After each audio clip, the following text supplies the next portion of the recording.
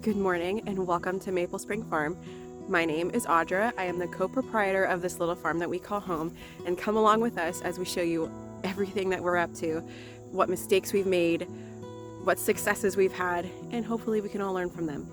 Thank you for stopping by.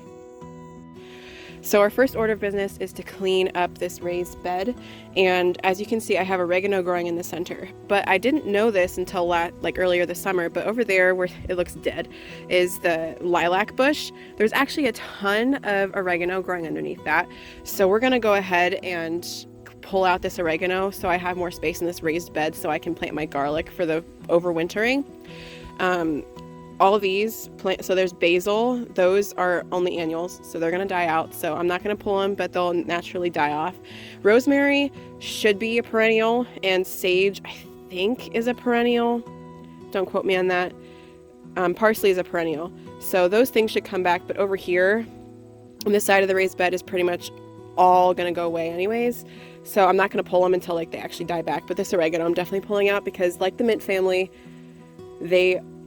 it is just ridiculous. It takes over everything, and since I already have so much over there underneath our lilac that I didn't know about until this year, I'm gonna go ahead and pull it so I can use this space for more.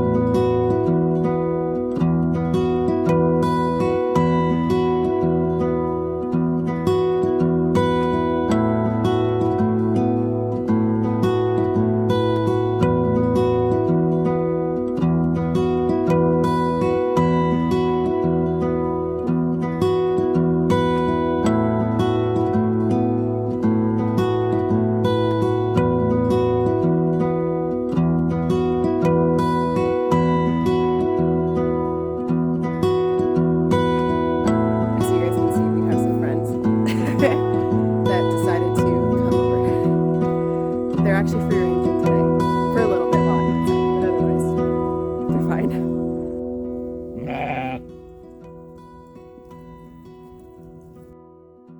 Okay, so we got all of that oregano successfully pulled out.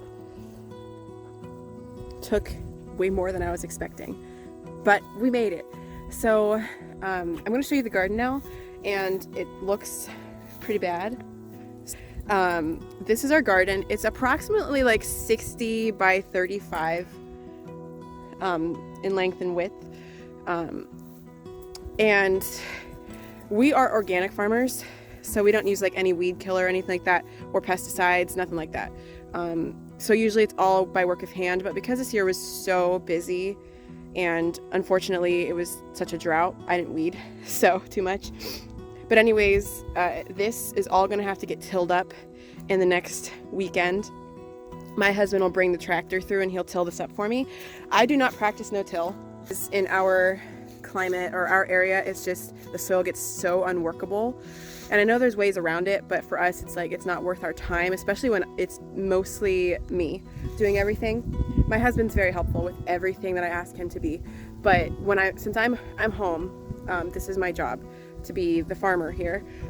It's all me, so it's like it's not worth my time to practice no-till methods, especially when there's a million other things to do here on the farm. So we actually realized, I tested the soil a few weeks ago, and we realized that our nitrogen level was really bad, which you can tell from our corn actually that it's not the best, which we knew, but also for years now we've been putting our chicken coop shavings and stuff in here with the duck poop and the chicken poop, and thinking that would be enough, but it was not. And our sheep poop is mixed with hay. So of course, those of you that know hay, like putting hay down on your garden is not the best idea because all the seeds. So you'll just get a ton of grass growing with all that hay. So the sheep manure does not happen to get in here as often. Sometimes it does if I'm really picky or if it's really broken down. But for the most part, the sheep manure is in here. So we're actually going to fertilize very heavily with leaves this year because leaves are really easy to compost. over time naturally, so you don't have to spend a ton of time doing the composting. I did the composting last year. It was a lot of work. Is it worth it? Yes, but it's not for everyone every season. But leaves are high in nitrogen while they're composting, so we're gonna actually layer a ton of leaves on this for overwintering so it can naturally compost and we have a little more nitrogen next year.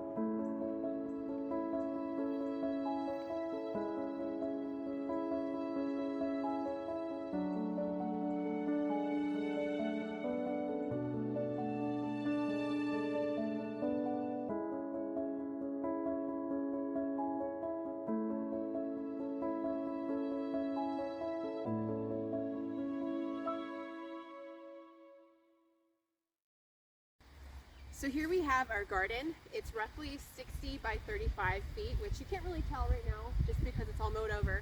But about 2 weeks ago, it had our first frost, and so I just had my husband tear out the fence and mow all the stuff down because it was dead by that point anyways. But I did a soil test and everything came back really good except our nitrogen. Our nitrogen is extremely low, so I had every intention of putting leaves as a mulch over top of this garden this year. And I meant to do it before it started snowing, and it's not much, but it's starting to snow right now. We have a little bit of snow on the ground here, but we're gonna make it. We're gonna do it because we're severely behind on our garden this year. And I just wanna make sure that next year the composition is right so we have really good produce, because this year was not our best.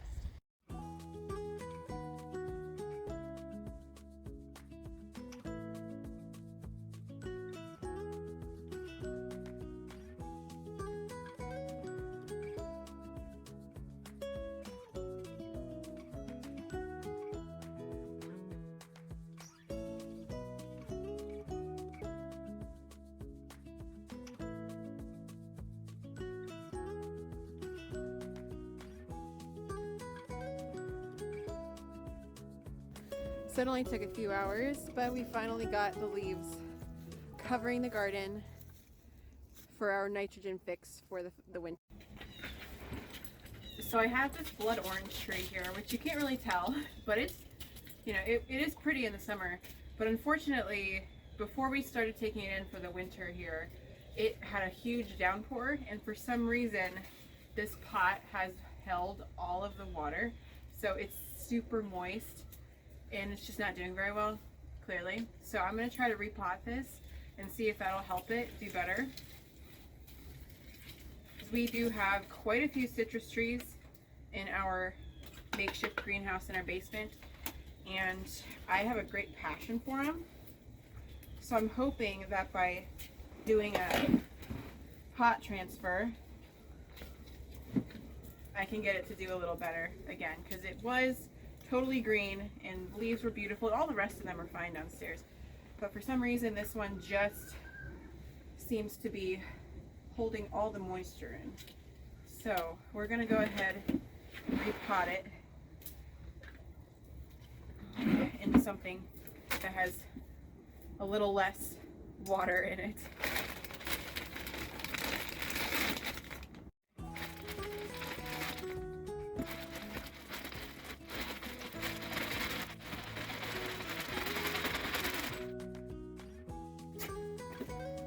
Alright, so we have the blood orange repotted. So now it's going to go downstairs in our greenhouse. So let's go ahead and take it inside. So down here, you're going to see our little makeshift greenhouse in our basement. So we have some plant lights that we have on timers. So it kind of mimics the sun over time, that they go on and off because there's not sun constantly all the time. And we have our citrus trees over here. So you'll see that we have the citrus tree, the orange tree that we just repotted outside. Lesson learned is I fertilized my tea tree. This is Camellia sinensis tree, so what you get your green tea and your black tea off of.